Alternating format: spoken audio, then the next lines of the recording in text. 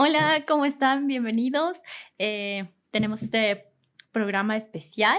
Yo soy Sara Mi nombre es Paola y, y y bueno, ay, nos andamos chocando. Es nuestro segundo capítulo, así que por favor tienen que perdonarnos, entiéndanos, sí, por entiéndanos. favor. Bueno, Ya nos vamos a ir acostumbrando. sí, es nuestro segundo capítulo y estamos bien felices de tener una invitada tan especial. Les quiero presentar a Ruama Pedrosa.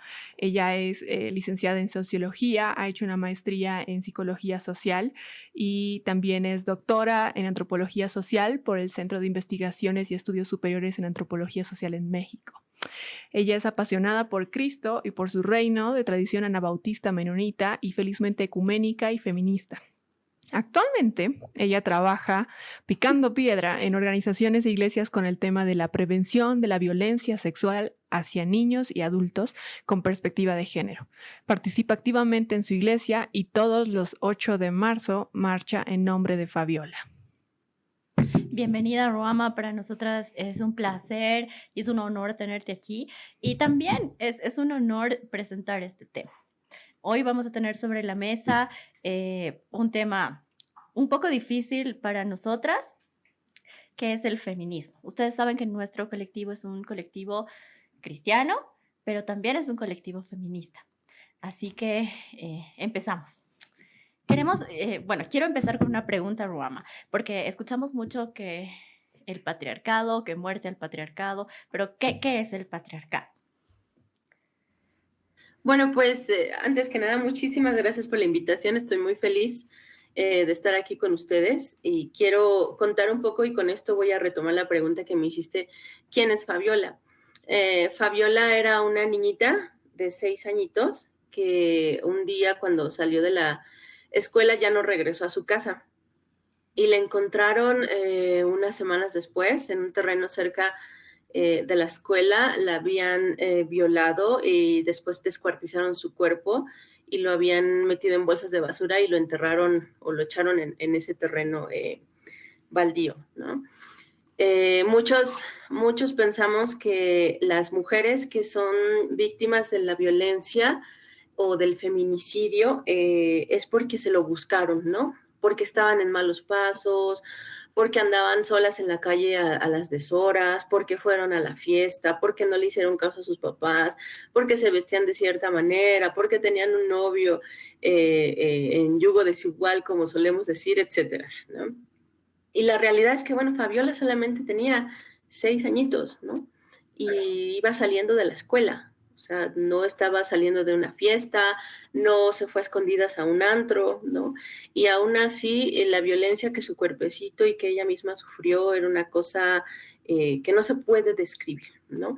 Y la violencia con base en razón de género y la violencia que sufren las mujeres, en lo que sufrimos las mujeres que vivimos en nuestros propios cuerpos, justamente tiene que ver o se enmarca dentro del patriarcado, ¿no?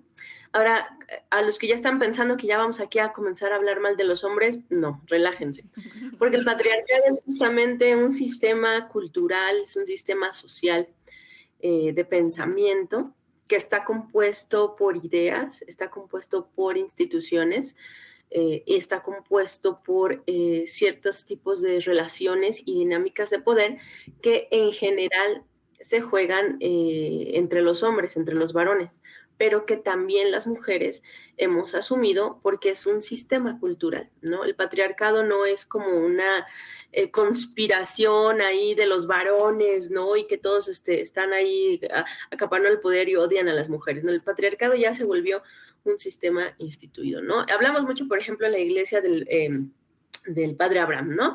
Los patriarcas, ¿no? Y mencionamos ahí a Abraham y su descendencia, ¿no? En la historia de la iglesia también se habla de los padres de la iglesia, ¿no? El patriarcado sí tiene que ver con un tipo de poder que se ejerce principalmente por parte de los hombres, los varones, históricamente, así ha sido, y se refleja en estos cuestionamientos y en estas limitaciones que se construyen ya desde la cultura, desde la familia, la iglesia. Estas son las instituciones, ¿no? La familia, la iglesia, la escuela, otro tipo de espacios, donde por alguna razón que no es natural, es una razón social, es una razón política, se piensa que los hombres son superiores a las mujeres y que solamente los hombres pueden ocupar ciertos cargos, tomar cierto tipo de decisiones, acceder a ciertas esferas del poder porque les corresponde, ¿sí? Por alguna razón, ¿no? Y las mujeres, pues, tenemos que estar necesariamente debajo, en una escala jerárquica, debajo de los hombres, ocupando ciertos lugares, haciendo ciertas tareas, pensando de cierta forma, relacionándonos con nuestros cuerpos también de cierta manera, ¿no?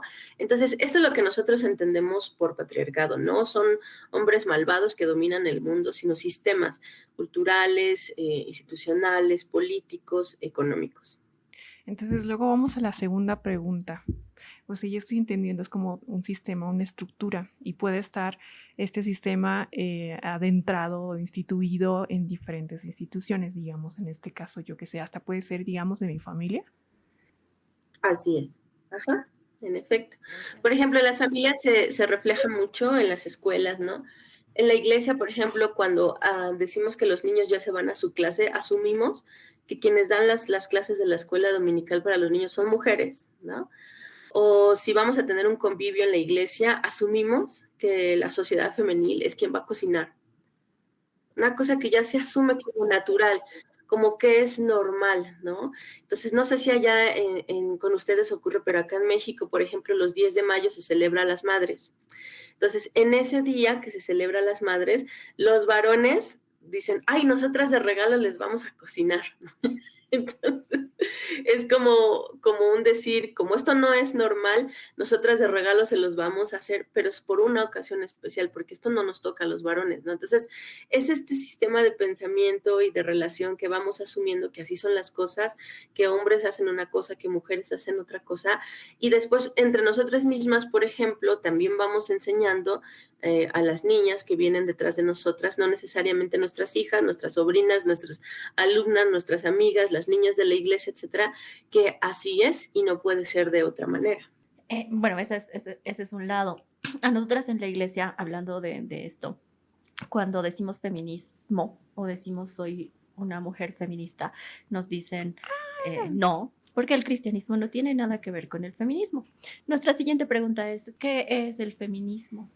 El feminismo es una reacción, el feminismo es una respuesta principalmente política de grupos organizados de mujeres hacia ciertas realidades en ciertos contextos, ¿no? Cuando el feminismo nace a principios del siglo XX, tenía que ver sobre todo con cuestionamientos que las mujeres se hacían sobre su capacidad, por ejemplo, para votar. No digamos de ser votadas, ¿no? Sino para votar, es decir, su capacidad de agencia política para que ellas mismas pudieran también participar en la contienda democrática y poder elegir en algún momento a las personas que las iban a representar, porque ellas también comenzaron a considerarse ciudadanas, ¿no? Es decir, antes del movimiento sufragista de las mujeres, nosotras no éramos consideradas ciudadanas. ¿Qué significa esto? Que no teníamos voz, obviamente no teníamos voto, y solamente éramos una propiedad, vamos a decirlo así, de nuestros padres, de nuestros esposos, de nuestras familias y del Estado. Formábamos parte, pues, como de la población en general, como ocurre ahora mucho con los niños y las niñas, ¿no? Y los adolescentes que todavía no tienen derecho al voto y entonces son considerados como una propiedad a cuidar o administrar. Así eran las mujeres entonces en aquel tiempo. Cuando una mujer comienza a decir, un momento, yo también puedo tomar una decisión, yo también soy capaz de emitir un voto, yo también quiero participar políticamente en el desarrollo de la sociedad, ¿no? Entonces las mujeres comenzamos a vernos desde una plataforma y desde una visión distinta, ¿no? Ese es uno de los orígenes del feminismo, ¿no? Hoy en día escuchamos mucho y voy aquí a hablar un poco como de lo que siempre se oye, ¿no? Y se critica. Incluso se utilizan términos como el feminazi, ¿no? No sé si allá con ustedes también se utiliza, pero acá en México se usa mucho lo del feminazi, ¿no? Sí, sí, sí. Que es un término aberrante, ¿no? Por lo que el nazismo representa en la historia de la humanidad, ¿no? Ujú, ujú.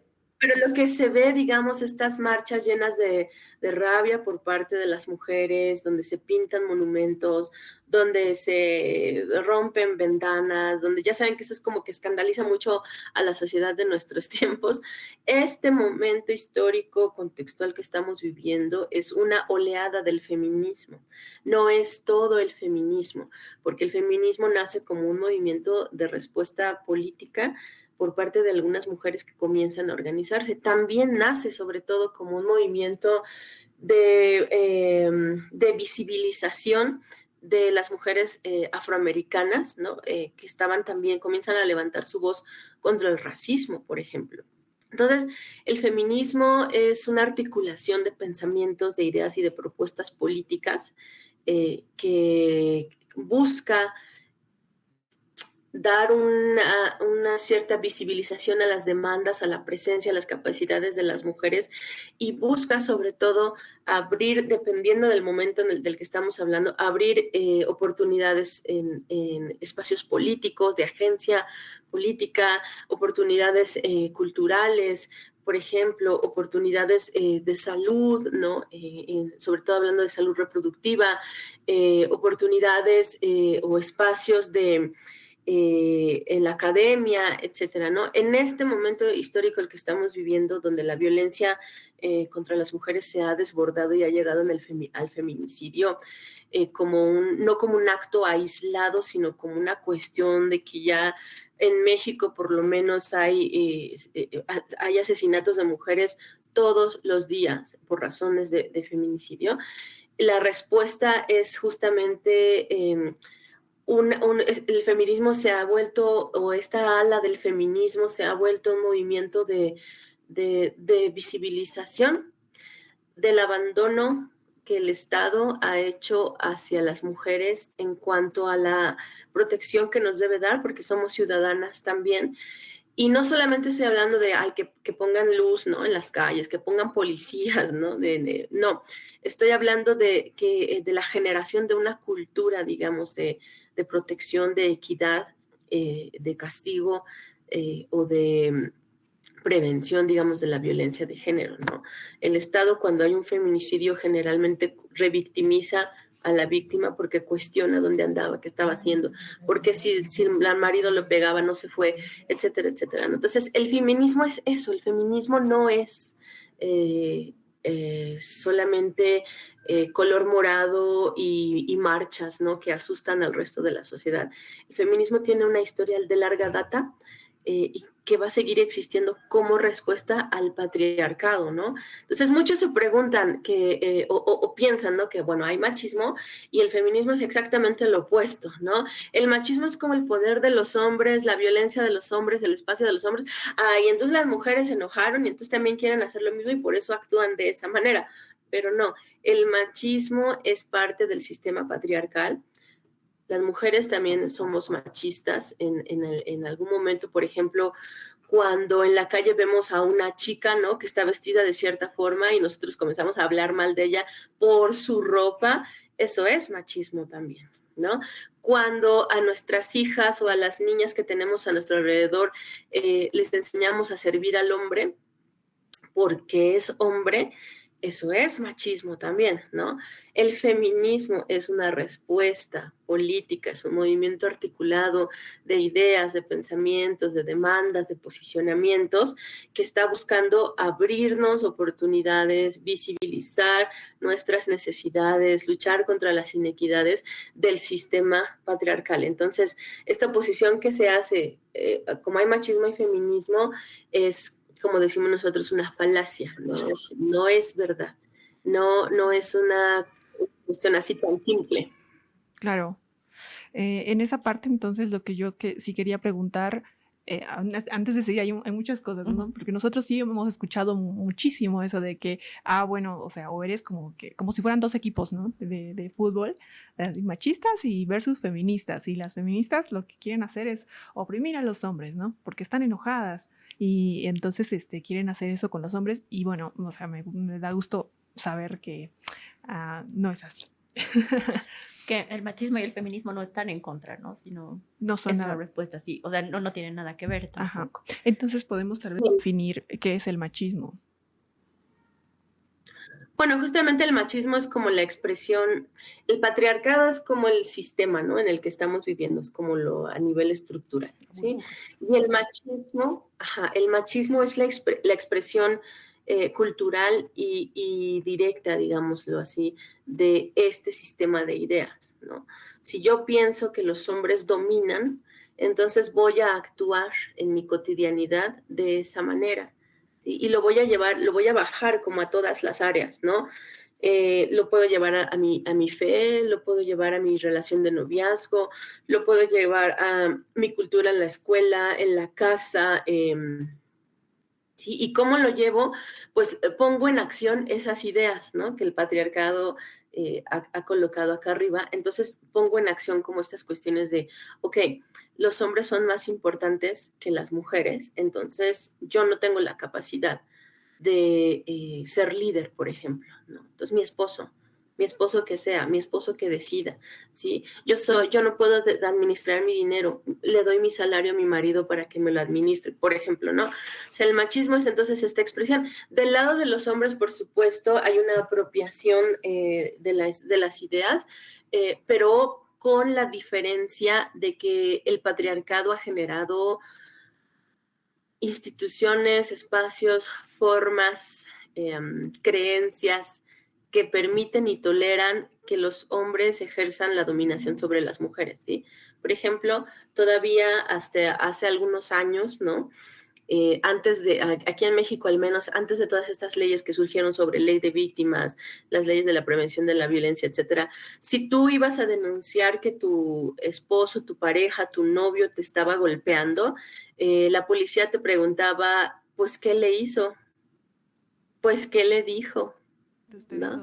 Entonces, exactamente, usted debe tener la culpa, ¿no? Todavía en las iglesias, yo he sabido de algunos casos, ojalá no sea lo mismo allá, donde las hermanas llegaban con el pastor y el pastor justamente decía, pues es que hay que orar, ¿no? Es la cruz, ¿no?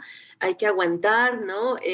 Estas posibilidades que el patriarcado le da a los hombres de ejercer el machismo son justamente las que se reflejan en la violencia directa, por ejemplo, la violencia física, y también en la violencia cultural, que es esta violencia que va normalizando las actitudes violentas de los hombres, ¿no? Eso podríamos nosotros decir que es el machismo, que las mujeres asumimos las diferencias que el sistema ideológico ha creado, pero los hombres las viven, los hombres las ponen en acción, los hombres tienen herramientas para llevarlas a cabo por el sistema patriarcal en el que vivimos. Tal vez si fuera al revés, si viviéramos en el matriarcado, entonces sería distinto. Nosotros ejerceríamos una opresión en términos como materiales, como con impunidad, con mayor facilidad sobre los varones, pero no es así, ¿no?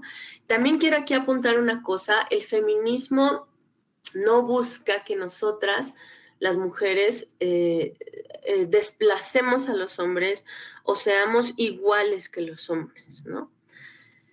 Pero sí tenemos que recordar, para no perdernos, este es algo muy sutil, pero es muy importante que nosotros entendamos. Las mujeres, el feminismo está buscando abrir espacios en el patriarcado, ¿sí?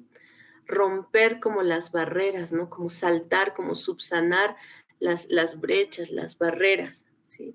Para que nosotras también podamos ejercer nuestras capacidades, nuestras habilidades, nuestras agencias, ¿no? Pero eso no significa que nosotras queremos quitar a los hombres o desaparecer a los hombres o que los hombres son nuestros enemigos. ¿Sí me explico? Porque a veces pensamos eso, ¿no? Es que las mujeres quieren quitar a los hombres, desaparecerlos, ocupar los puestos, etcétera, etcétera. Eso no significa el feminismo. Es una sutil diferencia, pero es importante entenderla, porque cuando ya estamos hablando en la cotidianidad, ¿no? Con la gente, con los hermanos de la iglesia, comenzamos a hablar cómo está el feminismo, sale siempre como esta idea, es que ustedes las mujeres odian a los hombres. No, no odiamos a los hombres, ¿no? Estamos en contra de las estructuras que no solamente nos oprimen a nosotras, sino que también los oprimen a ellos, ¿no? Por ejemplo, esta prohibición o esta idea de que los hombres tienen que ser de alguna manera, que no tienen que expresar sus sentimientos, sus emociones, que los hombres tienen que aguantar, que los hombres tienen que hacer sacrificios, que los hombres tienen que ser fuertes todo el tiempo, etcétera, etcétera, y que a veces redunda, por ejemplo, en los suicidios masculinos, ¿no? Los suicidios masculinos tienen una tasa más alta que los suicidios femeninos, ¿no? Y tiene que ver justamente, está relacionado con estas ideas de masculinidades, ¿no? Entonces, el feminismo justamente es como que trata de visibilizar todas las consecuencias negativas y las relaciones desiguales que el patriarcado ha generado a lo largo del tiempo. A mí me gustaría en esta parte, antes de que pasemos a la siguiente parte, que podamos ver como algunos mini ejemplos de machismos en nuestros entornos y también ver cómo lo que tú decías me encanta, o sea, que cómo afecta el machismo a los hombres, porque muchas veces piensan que no, es que nada más les afecta a las mujeres, ¿no? Pero no, o sea, realmente sí, lo que tú dices es cierto, cómo les afecta a ellos. Es algo que seguramente vamos a estar viendo más en roles de género, pero me imagino, Ruama, tú me puedes corregir, no sé si los estereotipos y también los roles de género llevan mucho también esta carga machista, de alguna manera puedo decir. Hemos escuchado alguna vez en algún programa nosotras esto de que no, es que las mujeres, Dios les ha dado el don de que son más sensibles, son vasos frágiles. Entonces ellas han sido dotadas con las capacidades necesarias para ser madres, ¿no? Por naturaleza, en el sentido emocional, sensible. Eso nos dijeron, ¿no? Tiernas, dulces y así. Muy, muy hermosas. Entonces, como tienen un corazón así, entonces por eso es que ellas están predestinadas a ser madres y a hacerse cargo de los niños, ¿no? Porque los hombres, como somos como más ásperos y como que no mostramos tanto nuestro cariño, entonces no. ¿Has escuchado eso? Sí, sí, varias veces, ¿no? Que los hombres son más duros, que tienen la función de proteger, que además son la cabeza del hogar. Y bueno, nosotras estamos acostumbradas y capaz tenemos actitudes machistas, seguramente. Y ahí sí, esperamos a que nos des tus ejemplos de cosas que pueden parecer comunes, ¿no? En la manera en la que hablamos. Micromachismos. Micromachismo, sí, sí. O por ejemplo, yo, bueno, en mi familia he escuchado mucho esto de que, hija, tienes que ayudar, tú eres mujercita. Así como que, vamos, ve a ayudar a tu mamá o a tu tía. ¿No? Sí, o vaya a la cocina, ¿no? Cuando Comídate, mijita. Ajá, exacto. Después, dentro del, bueno, en las iglesias siempre he visto eso, ¿no? El paraguas de la familia, ¿no? Que está primero Dios, y así lo dispuso él en la Biblia, y entonces pues ya, o sea, como que este es el orden que Dios puso, ya, ¿qué quieres hacer? No puedes ir en contra de eso. Entonces Dios, luego viene el hombre y luego viene la mujer que se hace cargo de los niños. Entonces, y que, o sea, y siento que lo tratan de llevar como que es por tu bien, ¿no? Es para que tú estés cuidada. He escuchado también lo que decías de que muchas veces se piensa que el feminismo quiere oprimir, ¿no? Hacerlos así chiquititos a los hombres y que, porque así como que vamos con odio. Y he escuchado eso, ¿te acuerdas? Que había una señora que justo nos dijo, mencionaba todo el tiempo de que, pero es que no somos iguales, biológicamente. O qué sería el mundo sin hombres, ¿no? Entonces en esos comentarios yo sentía que ella pensaba que el objetivo del feminismo, según ellos, es que eliminemos a todos los hombres. Sí, entonces lo que tú decías es cierto, ¿no? Que es completamente opuesto a lo que quisiéramos. ¿Y cómo afecta esto a los hombres? Yo veo que de repente, si tú te pones tanto en la cabeza, ¿no? De que solo las mujeres están hechas para criar a los niños y tener a los niños, cuidar a los niños, de repente, ¿dónde van a quedar tus responsabilidades como papá? Mira, pienso en dos cosas, así como ejemplos de micromachismos. Uno es uno con el que yo batallo mucho. Y yo no sé si es porque soy de otra generación, pero claro que es porque así formaron mi mirada, ¿no? Yo me acuerdo mucho de mi madre cuando yo era niña, yo siempre he sido, mi complexión siempre ha sido robusta. Ujú. Entonces, que no sé cómo se dice ahí, pero soy como medio gordita, ¿no? Entonces mi madre siempre, cuando era niña y estaba como en esta etapa del desarrollo, me acuerdo mucho que me amarraba un hilo en la cintura porque me decía que yo debía de tener cintura. Era muy importante que yo tuviera cintura. Y me amarraba un hilo. No. Yo supongo que mi mamá no lo hacía con mala intención, Ajá. ¿sabes? Pero los efectos que ese hilo tuvo sobre mí, que me alcanzan hasta estos días, es justamente no poder estar a gusto con mi cuerpo.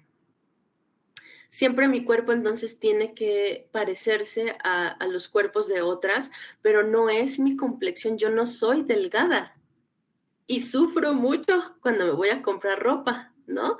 Porque además uno llega a una tienda de ropa donde hay ciertas ofertas que quieras o no, te estandarizan con el resto de otras mujeres de la población, de la moda, etcétera, ¿no? Y entonces, pues yo odié esa época de los pantalones a la cadera, ¿no? Porque pues a la cadera y pues por aquí todos los gorditos, ¿no? Así, y entonces yo me acordaba mucho del hilito que me ponía mi mamá y durante mucho tiempo comencé a usar fajas, ¿no? Y era un sufrimiento, las que usan fajas lo saben, es un sufrimiento, ¿no? Estar todo el día ahí apretado y aguantando, etcétera, etcétera, ¿no? Así, porque sometemos a nuestro cuerpo, a tanta tortura. Porque es un micromachismo, es una mirada construida desde afuera sobre los estándares masculinos que nos dicen cómo deben ser los cuerpos femeninos que son atractivos, ¿no? Y esto viene para mí desde que soy niña, ¿eh? Desde que soy niña, ¿sí? Entonces, lo mismo hacemos nosotros de pronto con nuestras niñas, ¿no? O con nuestros niños también. Los hombres deben ser musculosos, altos, delgados, barbones, bueno, depende de cómo les gusten, ¿no? Pero hay ciertos estándares que queremos imponer, ¿no?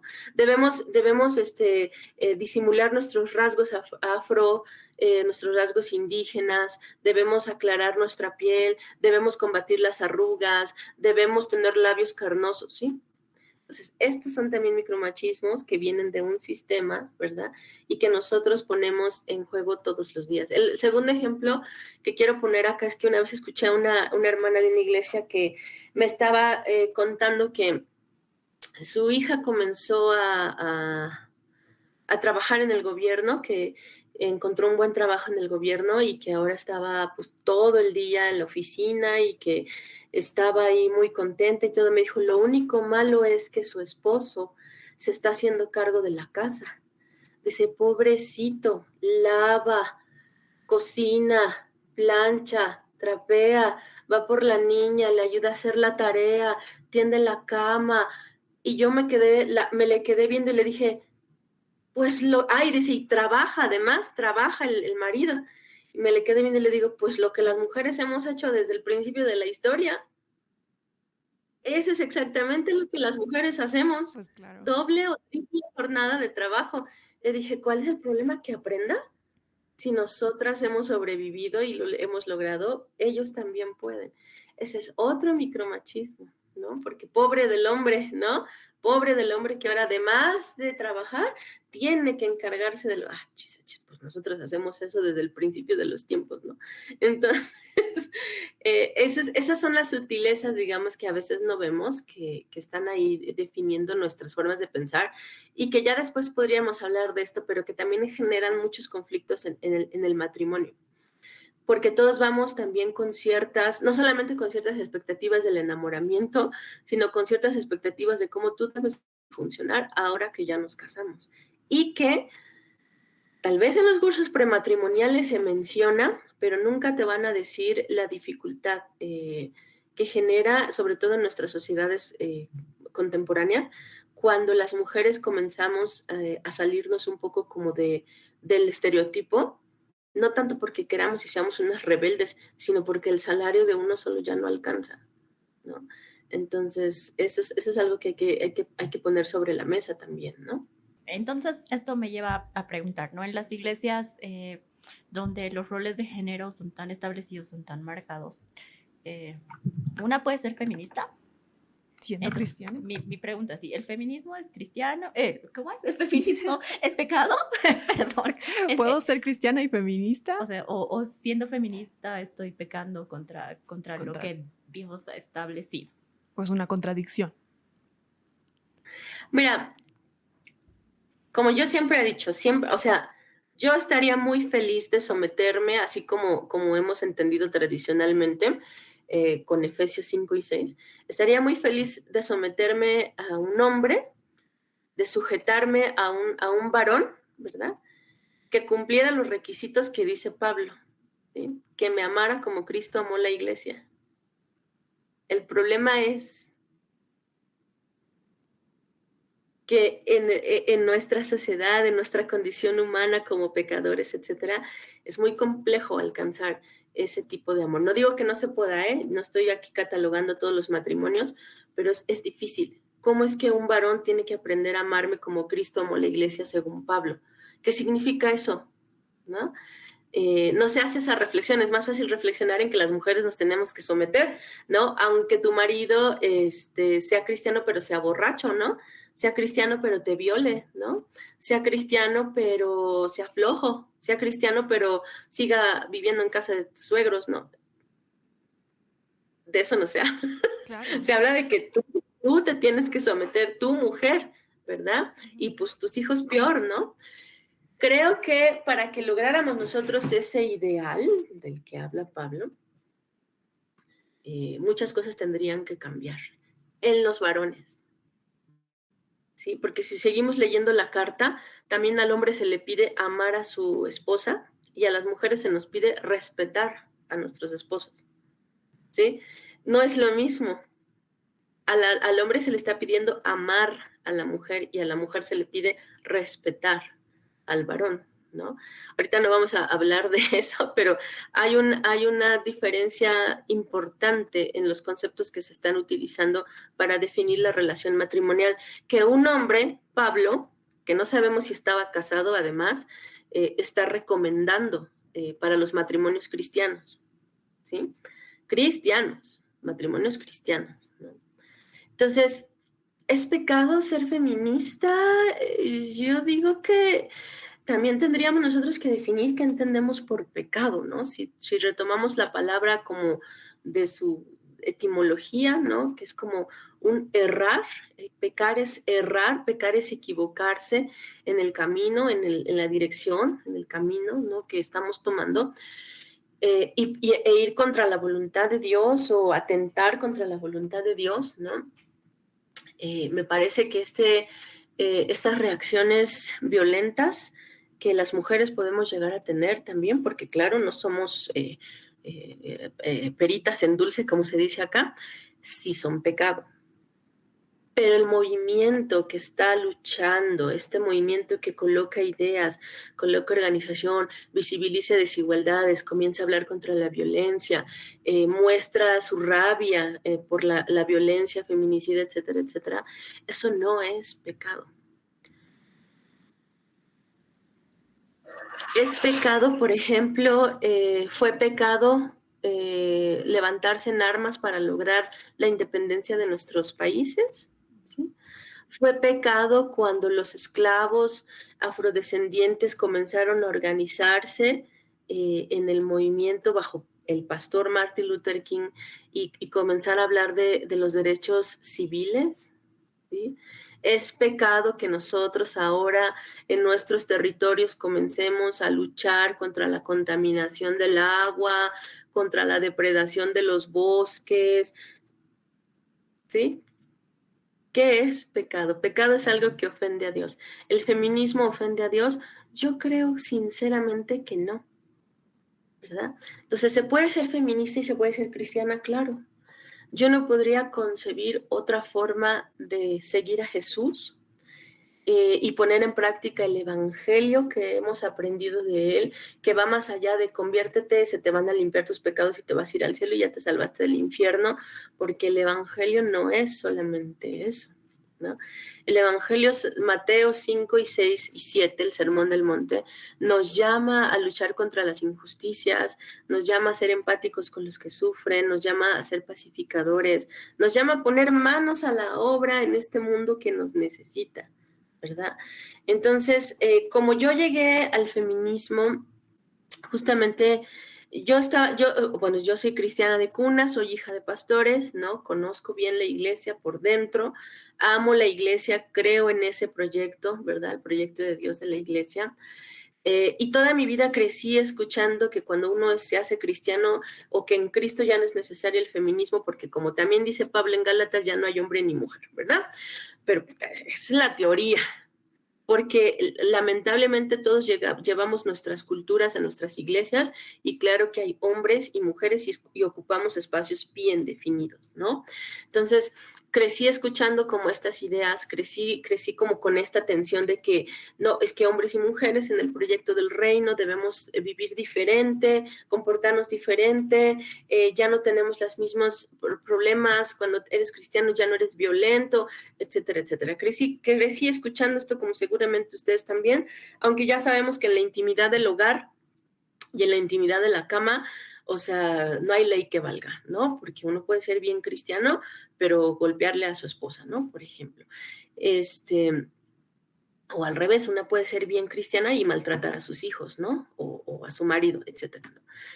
¿Cómo fue que yo llegué entonces al feminismo? ¿Cómo fue que yo logré como desenredar esta madeja, este nudo de tensión y como que dar el salto y entonces ya públicamente identificarme como feminista? Por Fabiola. Porque ¿cómo es posible que una niñita haya sido secuestrada, violada y descuartizada, su cuerpo aventado en bolsas de basura, abandonada ahí? ¿En qué mundo estamos viviendo? ¿En qué sociedad estamos viviendo? ¿Y cómo es posible que a pesar del avance del evangelio del que muchos nos preciamos, ¿verdad?, sigan ocurriendo estas cosas? Y que además, o sea, la respuesta de la policía, la respuesta del Estado, fue así como de, ay, híjoles, no, pues qué feo, ¿no? ¿Sí me explico? No respuesta adecuada, articulada como el caso. Y Fabiola es una, o sea, ustedes saben que México es un país feminicida, ¿no? O sea, en México hay feminicidios, o sea, terrible, ¿no? Es una situación terrible, ¿no? Entonces, ¿cómo es posible? Pues, entonces yo comencé como a hacerme todas estas ideas, pero pensar en Fabiola, en la situación, en el asesinato de esta niñita, ¿no? Fue lo que dije, no puedo seguir en la ambigüedad, no puedo seguir quedándome callada, necesito participar de esta oleada del feminismo contemporánea, la que me tocó a mí, ¿verdad?, que está luchando por poner en el centro de las políticas del Estado la necesidad no solamente de protección, la necesidad de creación de una cultura distinta, de una cultura verdaderamente equitativa, de cuidado y de respeto hacia las mujeres. Y eso atraviesa el sistema de una forma muy fuerte porque Max Weber decía, un sociólogo decía que el Estado es el único que tiene el monopolio legítimo de la violencia, pero se le está yendo de las manos, ¿no? Porque ahora también la violencia la encontramos en todo momento, en todas partes. Los hombres la ejercen contra las mujeres y quedan impunes, lamentablemente, ¿no?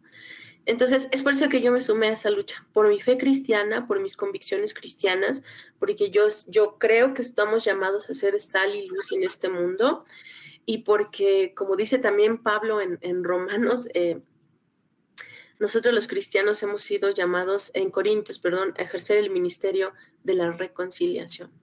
Y para mí el feminismo es una forma de comenzar a poner sobre la mesa la necesidad de reconciliación entre hombres y mujeres. Wow. Yo tengo una historia, mami, perdón por contarla, pero mi mamá no le ha costado mucho reconocerse como feminista. Por muchos años yo le he visto y su ejemplo era de feminismo mismo. Ha sido directora de una carrera por muchos años peleando contra el patriarcado y sistemas de la iglesia. Y cuando le preguntabas, ¿eres feminista? Y ella decía, no, yo no tengo mi pelo morado, no pinto paredes, no destruyo nada, yo no soy feminista. Y en nuestra iglesia había un grupo de mujeres, ¿te acuerdas? Sí, sí, sí. Que eran súper feministas, pero ahí pregúntales a ellas. No tenemos nada que ver con el feminismo, ¿no? Pero era como un grupo, era genial, porque ves que en las iglesias bautistas siempre tenemos el grupo femenil, ¿no? Que son las señoras, las mujeres que se reúnen. Y el problema es que las mujeres tenían una necesidad de también reunirse con otras mujeres y orar. El problema es que estas mujeres, esta nueva generación, todas trabajaban y no tenían horario, el mismo horario que para poder asistir a la iglesia, al grupo femenil. Entonces, pues hicieron su propio grupo. Y fue como bien revolucionario, sí. Porque fue algo que nunca se había visto en la iglesia, ¿no? Y hasta también como que muchas mujeres mayores lo tomaron a mal, ¿no? Porque estaban yendo así como que en contra de la estructura por generaciones, pero ellas lo hicieron pues por su necesidad de reunirse y orar. Y orar. De reunirse y orar. Ajá. Entonces aquí mi pregunta ¿es necesario autorreconocerse como feminista para luchar contra este tipo de injusticias, contra el machismo, contra la violencia en nuestras iglesias? No es necesario, por supuesto. La única diferencia es que el feminismo te articula con otro tipo de movimientos, redes y consignas, ¿no? O sea, es como... A lo mejor no les gusta un poco la analogía que voy a hacer, pero obviamente todo, o sea, es necesario formar parte de una denominación para ser cristiano. No estoy preguntando si es necesario ir a la iglesia para ser cristiano. Estoy preguntando si es necesario que una iglesia forme parte de una denominación para seguir siendo una iglesia cristiana, ¿no? No es necesario, siempre una iglesia puede ser independiente, ¿verdad? Pero cuando tú te articulas con una denominación, lo que estás adoptando entonces es también una visión, una forma de pensamiento, una reflexión, haces redes, ¿sí? Te metes también como en un sentido al movimiento, ya no eres solamente un grupito, te metes a un movimiento que necesariamente te va a ir llevando hacia otros lados que a lo mejor tú no tenías como en mente, ¿no? Porque vas a ir articulando. Entonces, claro que una siempre puede levantar su voz, luchar, generar espacios, generar reflexión, etcétera, sin decirse feminista, ¿no? Por supuesto. Y tampoco te tienes que pintar el pelo de morado, ¿no? Y salir a destruir cosas y todo, ¿no? Por ejemplo, acá en México, en las marchas, las que acompañamos, hay... Así como hay este bloque negro, ¿no? Que va y hace los destrozos o otras compañeras que están con el grafite, etcétera, etcétera, hay también contingentes que se dedican justamente a tratar un poco como de resarcir las cosas, ¿no? Que barren, que levantan los vidrios, que, ¿no? Etcétera. Es decir, ser feminista, compañeras, compañeros, hermanos, hermanas que nos están escuchando hoy en día, no es exclusivamente sumarse a estas expresiones que están muy debatidas, ¿no? Pero que nosotros llamamos de digna rabia por las violencias que estamos viviendo, las violencias contra nuestro cuerpo, las violencias contra nuestra sexualidad, las violencias contra nuestra propia identidad como mujeres, ¿no? Si no existieran esas violencias, no habría necesidad de esas marchas. Pero además porque estamos viviendo un cambio generacional en estos tiempos, donde les hemos enseñado, creo que eso es algo que hemos hecho bien los adultos, les hemos enseñado a las más jóvenes que ya no es necesario quedarse calladas, que siempre pueden hablar. Eso es muy importante, eso es muy, muy bueno, ¿no? Entonces, las chicas de ahora que se articulan en estos movimientos de rabia, ¿no? Que pintan, que gritan, que hacen destrozos, etcétera, etcétera, son una parte, por supuesto, del movimiento feminista, pero no son todo el movimiento feminista, ¿no? Entonces tampoco es necesario pintarse el pelo de morado, ¿no? Ser pro aborto, ya sabes, hacerse miles de tatuajes y, o sea, y llevar una vida sexual abierta. No, no es necesario. Uno puede ser feminista como yo, ¿no? O sea, yo no tengo el pelo pintado de morado, sigo asistiendo a la iglesia, ¿verdad? Sigo siendo hija de pastores, no he roto ese vínculo. La única diferencia es que me estoy sumando a un movimiento que me confronta, que me articula, que me ofrece nuevas posibilidades y plataformas de pensamiento y que me suma a una lucha histórica de la cual yo voluntariamente he decidido ser parte. Algo que me resuena en la cabeza es que siempre que las mujeres estamos hablando de que, oye, que hay la violencia, las injusticias, la desigualdad, de repente siempre aparecen estas voces que dicen, no, pues a los hombres también nos violentan, a los hombres también nos matan, a los hombres también nos han hecho estos daños y eso ustedes no lo ven y así como que casi de qué se quejan, porque en realidad hay violencia en todos estos ángulos me pongo a pensar que hace un poco en la Cámara de Senadores, ves que no sé si escuchaste lo que dijo, de que pues no es el hombre el que hace mal, es el feminicida, ¿no? Es el violento, es el criminal, pero no es el hombre. ¿Y qué opinas tú de esto? ¿Por qué cada vez que hablamos de las desigualdades y de todas estas injusticias, siempre aparecen estas voces que no necesariamente son de hombres, también son de mujeres? ¿Qué piensas tú al respecto? ¿Por qué pasa esto? Creo que hay mucho dolor y hay un dolor que no ha sido sanado. Nos han enseñado que la violencia se tiene que erradicar, que arrancar de raíz, ¿no? Pero nuevas perspectivas, sobre todo también desde el feminismo, hablan de sanar la violencia.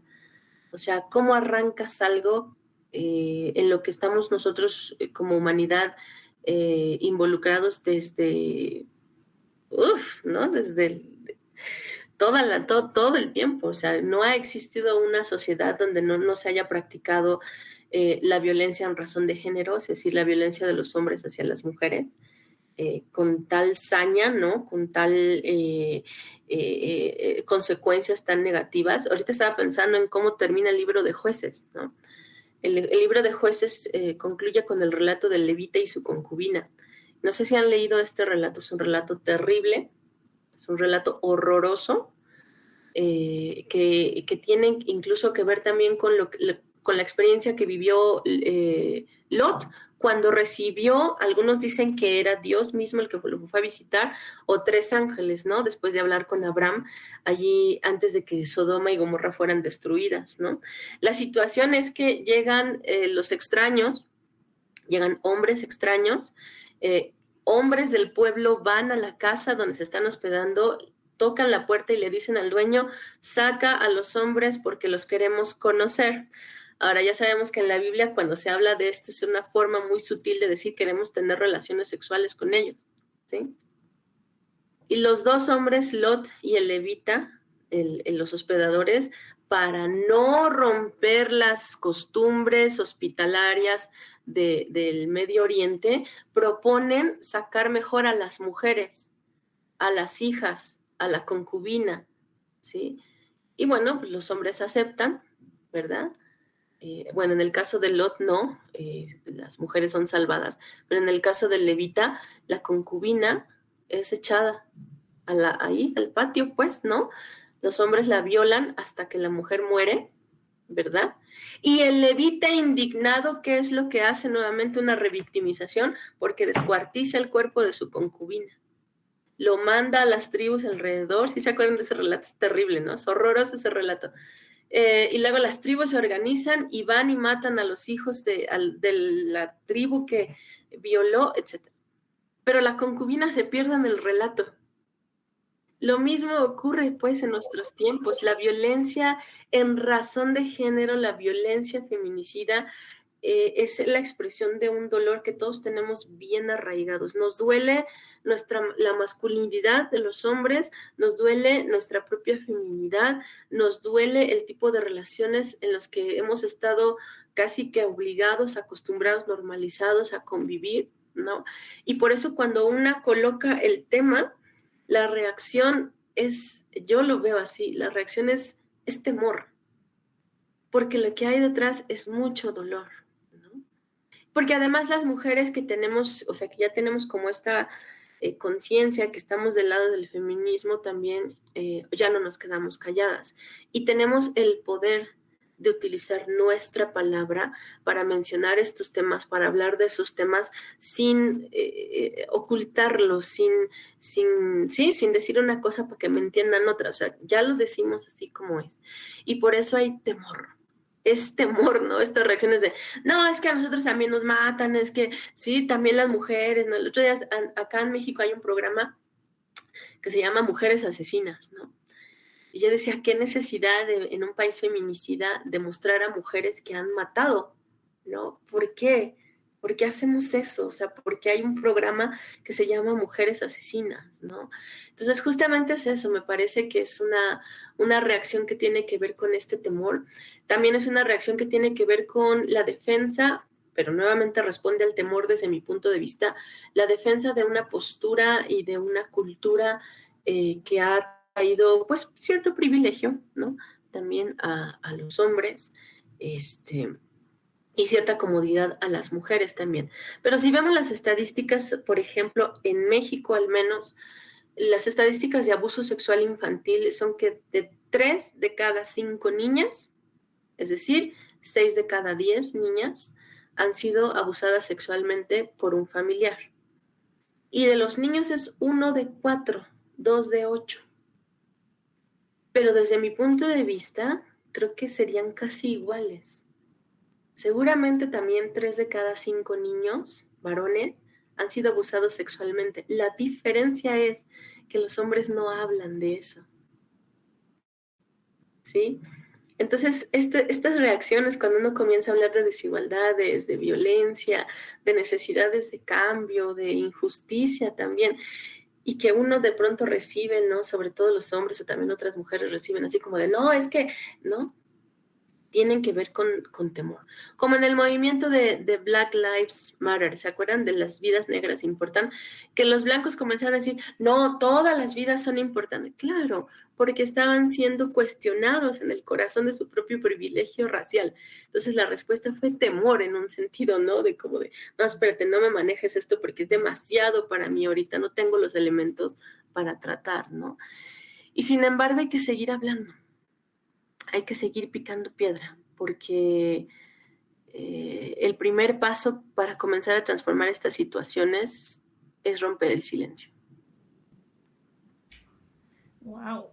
Para nosotras es como un bálsamo escucharte, porque por mucho tiempo hemos sido víctimas de diferentes tipos de violencia, pero también del machismo y el patriarcado en nuestras iglesias, que nosotras veíamos como normales por mucho tiempo, ¿no? Que pensábamos que estábamos bien.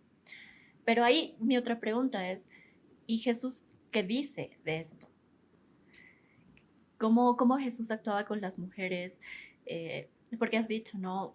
Sería lindo someterme a un hombre que que te ame como Jesús amó a la iglesia, pero alguna vez he escuchado de una amiga feminista que tenemos que Jesús era feminista. Y ya voy a decir eso y seguramente varios se van a enojar conmigo, pero quiero preguntarte eso. ¿Cómo actuó Jesús con las mujeres? O si Jesús era feminista. Ahí yo quiero hacer como un chiquito aporte a la pregunta que dijo Sara.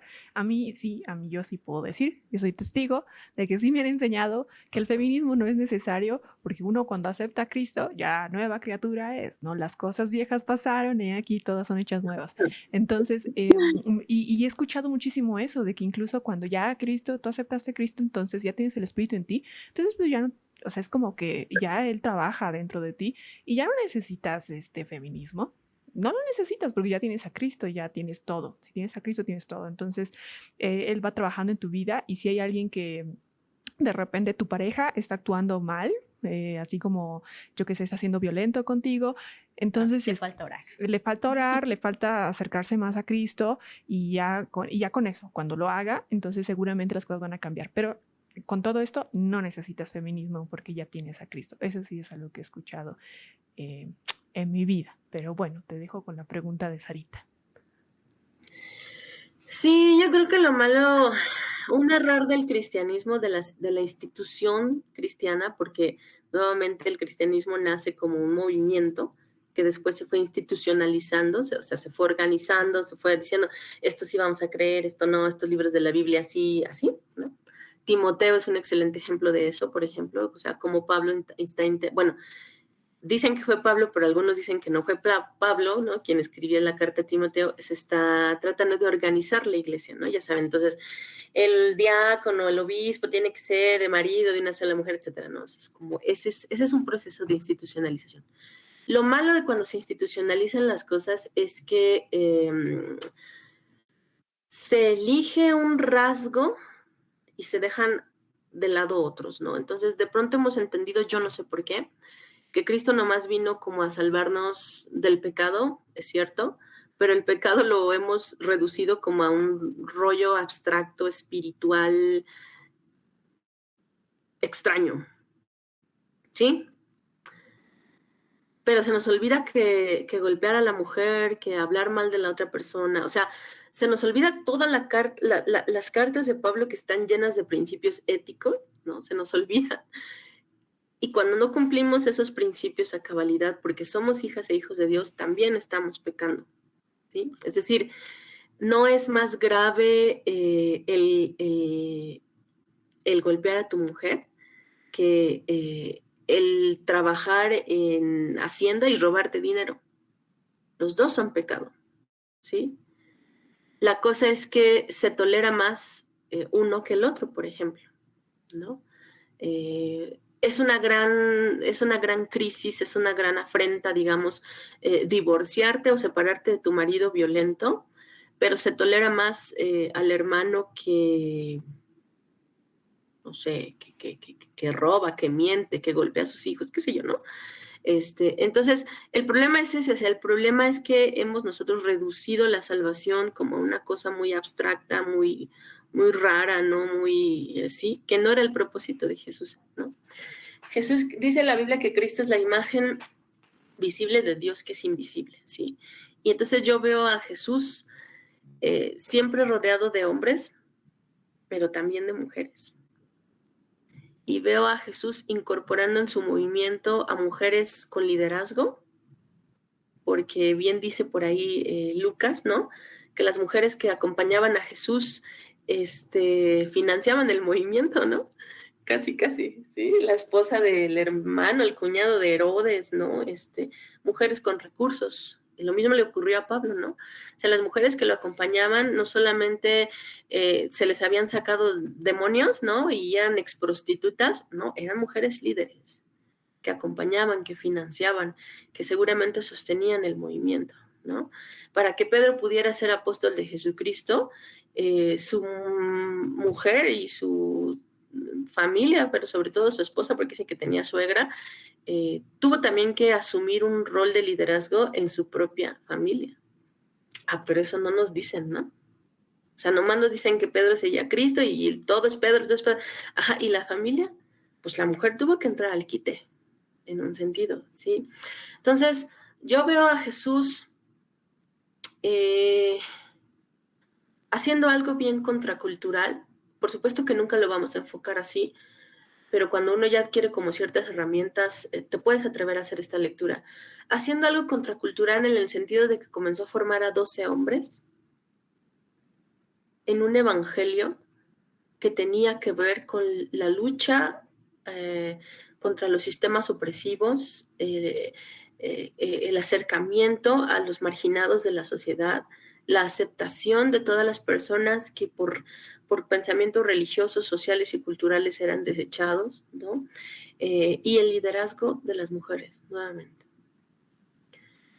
A un extranjero, al romano y a la mujer sirofenicia, 2 extranjeros, fueron a las únicas personas que Jesús les dijo, me has admirado con tu fe, estoy sorprendido, tu fe me sorprende, ¿sí? Ve y haz como tú me has pedido, o sea, estoy impactado, ¿no?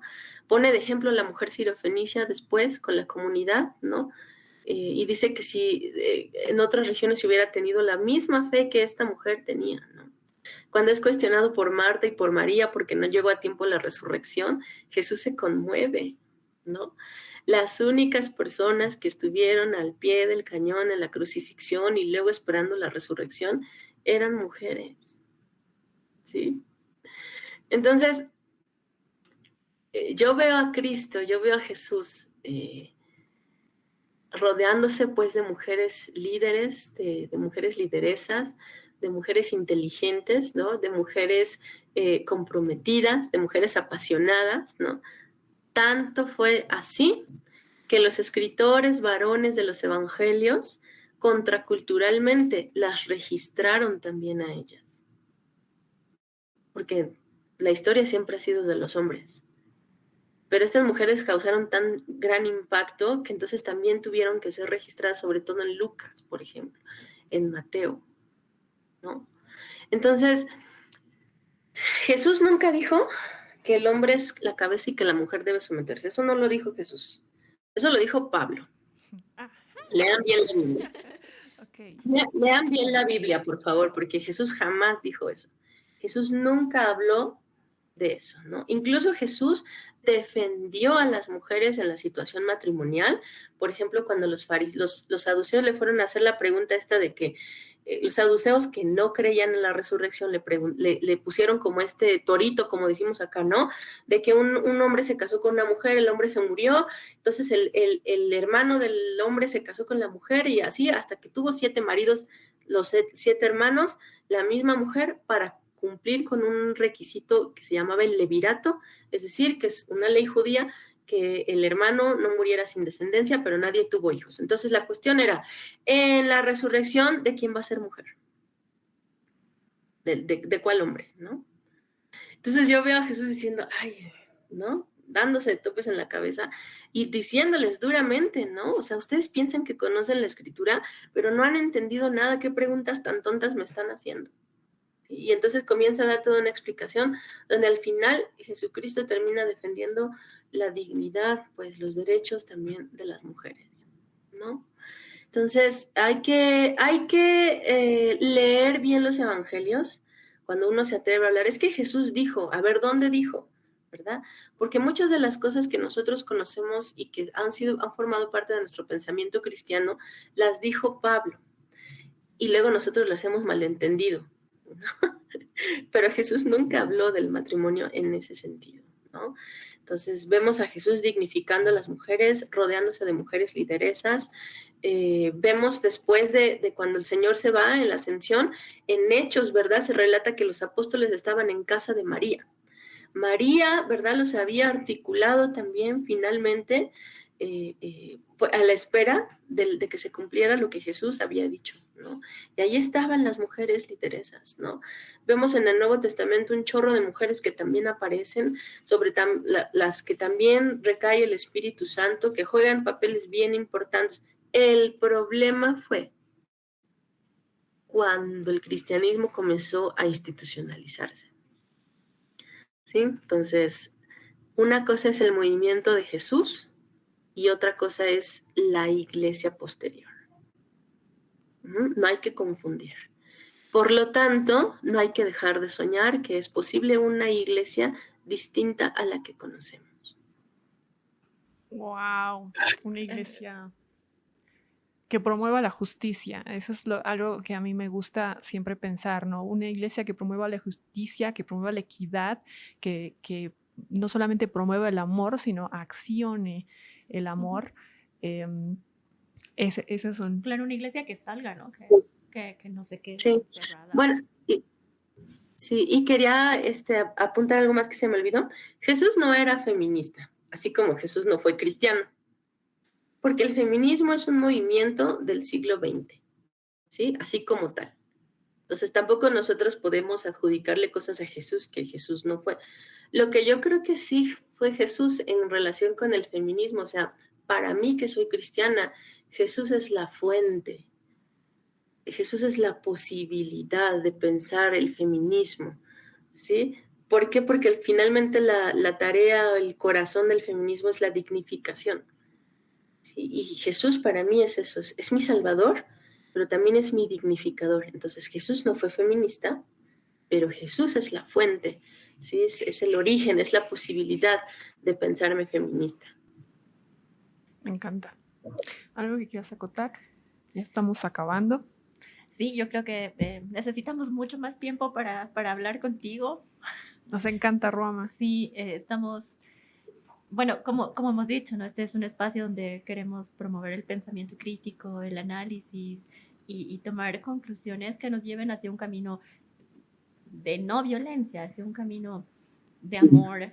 Y, y bueno, entonces yo me quedo con que se puede ser cristiana y se puede ser feminista. Ruama, me encantaría que puedas darnos unas últimas recomendaciones, unas últimas palabras en este episodio tan especial y en el camino que vamos a recorrer con este podcast. Ya te hemos informado un poco para dónde va, qué va y obviamente estamos aclarando estos 2 capítulos como introducción porque sí, el objetivo del podcast es de construir muchas de las ideas que teníamos implantadas y repensarlas, revisándolas, ¿no? Analizándolas nuevamente, pero también tiene un enfoque feminista, entonces por eso era para nosotros importante hablar de qué es el feminismo y si realmente estamos estamos incurriendo en mucho pecado acá.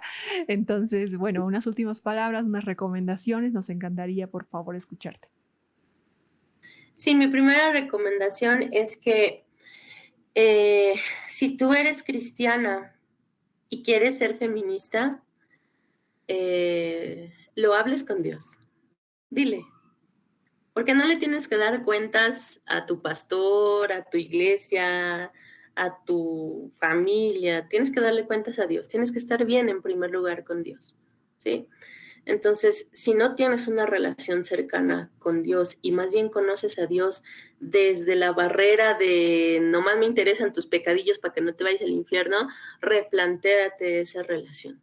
¿Sí? Porque una vez que descubras que Dios es un Dios que lucha por la justicia, la igualdad y que defiende tu dignidad como mujer, que no es voluntad de Dios que hayas sido abusada sexualmente, que hayas sido violentada sexualmente en tu relación de noviazgo o de matrimonio, que no es voluntad de Dios que no puedas estudiar, que no es voluntad de Dios que odies tu cuerpo, etcétera, etcétera. Entonces, una vez que descubras eso, tu vida espiritual no va a estar en contradicción con tu activismo feminista en un sentido. 2, así como el cristianismo se tiene que aprender, también el feminismo. Si quieres ser feminista, infórmate.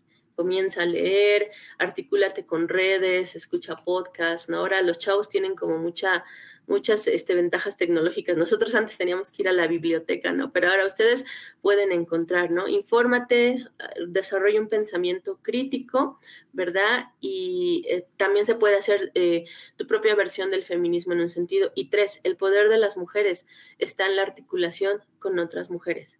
No camines esto sola, necesitas articularte, necesitas hacer redes, busca un grupo, comienza a hablar, no te quedes sola porque si te vuelves feminista en soledad vas a ser un blanco fácil de la persecución y no vas a resistir, ¿no? Entonces articúlate, busca compañeras, busca sororidad.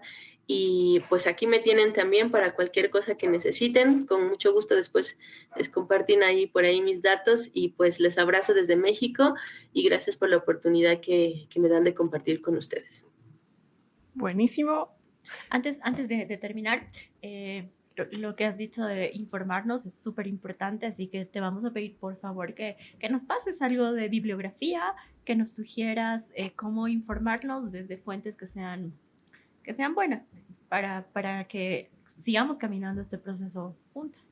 A mí me gustaría que también puedas darnos unas palabras, porque ya se nos hizo corto el tiempo, ya no pudimos evaluar sobre el feminismo, si un hombre puede ser feminista, por ejemplo, pero sí me gustaría que des como unas últimas palabras también para los chicos, porque este es un colectivo, el colectivo Sinvergüenza, tiene hombres dentro también del colectivo, es un colectivo mixto, entonces, ¿qué palabras puedes darles a ellos también?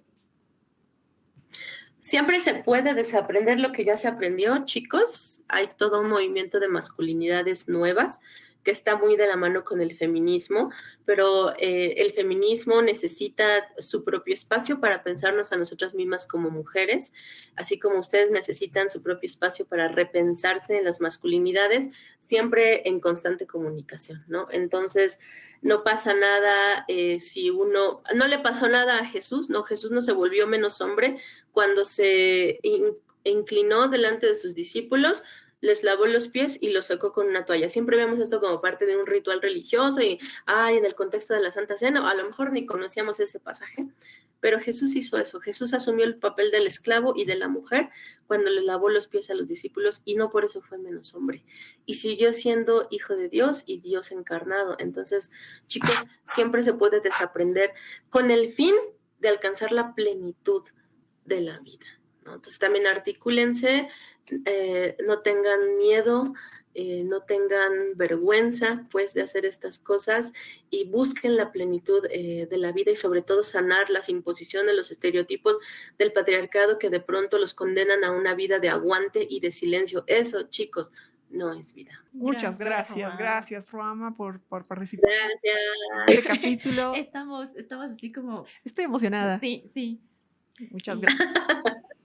Gracias a ustedes. Bueno, te esperamos en otro episodio más. Seguramente vamos a estar viéndote más seguido por acá. Nos encanta. Que Dios te bendiga mucho. Muchas gracias por tu presencia acá. Gracias igualmente. Bendiciones. Bueno, Bye. muchas gracias. Bye, bye.